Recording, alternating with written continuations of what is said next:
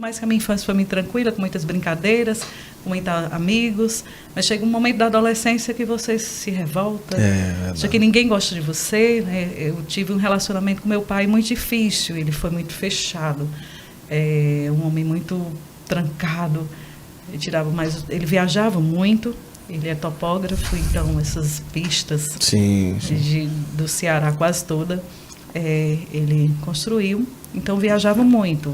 Fomos criados, de fato, pela minha mãe, foi pai e mãe.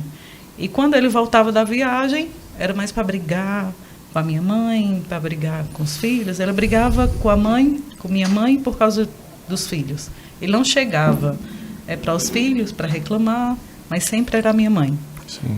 Então ela sofria muito, então era culpada de tudo, onde a culpa muitas vezes era nossa como filhos, mas ela que levava a culpa.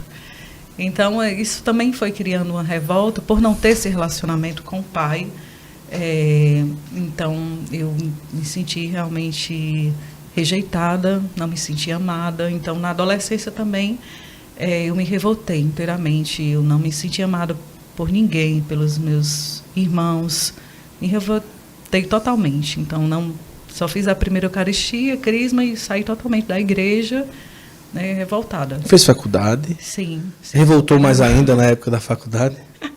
Não, mas quando eu fiz faculdade eu já estava. Já estava, certo, sim. E aí, vamos lá. Eu tive encontro aos 14 anos. Então, justamente nesse período da adolescência, né? Então, me revoltei, não me senti amada pelo meu pai, rejeitada, tive uma carência afetiva muito grande de pai, né? Então comecei a namorar muito cedo, aos 13 anos, por esta carência eu queria viver outras experiências de namoro, e mesmo assim com toda a revolta. E chegou um momento que eu não senti mais vontade de viver, né? Para mim tinha perdido o sentido de viver, então decidi tirar minha própria vida. Eu sabia que o meu pai Isso com 14 anos? 14 anos. Certo. Sabia que o meu pai guardava uma arma em casa, numa mala que ele tinha, e uma discussão entre meus irmãos e minha irmã, minha mãe, a gente conversando e começamos a discutir, e um dos meus irmãos disse que eu era adotada. Eu sou a mais morena dos meus irmãos, né? Eu sou a mais morena, e os meus irmãos são mais claros, minha mãe é bem clara. Então, eles sempre brincavam dessa forma. Então, quando criança, você releva. Mas na adolescência vem aquela revolta. De fato, eu sou revolta, né? Eu sou adotada. Então, me veio muito forte nessa discussão entre os irmãos. E eles falaram isso. Aumentou mais a revolta ao ponto de dizer, não quero mais viver. Né? Então, peguei a arma do meu pai e tentei, né?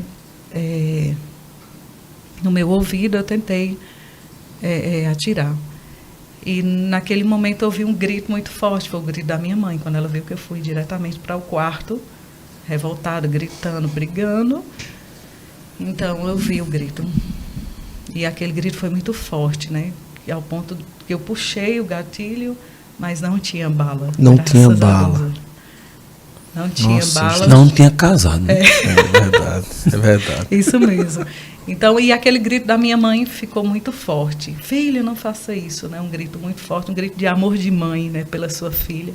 E ver ali ela tentando, na sua revolta, de não, né, não se sentir amada. E ali eu ouvi esse grito muito forte, e me tocou muito, chorei muito, me arrependi muito. Não era, de fato, aquilo que eu queria, né, cometer, mas pelo desespero, pelo momento, então eu tentei. E foi onde, pouco tempo depois, eu recebi o convite para participar do encontro. Sim. Do Enchei-vos. Agora, só um parêntese, rapaz. A gente está diante aí de duas vidas que sofreram muito pela carência, né? Por falta da presença do pai, principalmente, né? Sim.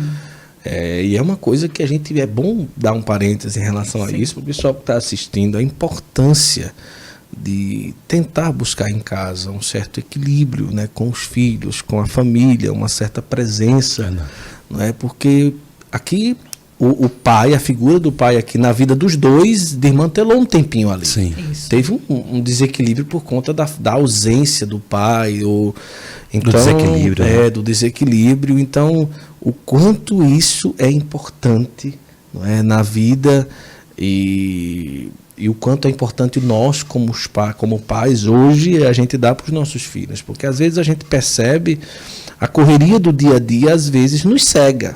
Isso mesmo. Às vezes nos cega, né? Às vezes os meninos vão crescendo, a gente pensa que está dando tudo, mas a gente às vezes fica meio cego. Não dá o essencial. Não dá o presença. essencial. É porque o meu pai nunca deixou faltar nada em casa. O essencial nós sempre tivemos. Estudo, escola, alimentação, saúde, tudo, mas não tinha presença. Não tinha um amor. E ainda tinha briga, muita briga. Assim, né, nunca me colocou no colo, né, nunca teve o carinho de pai, né, o abraço de pai.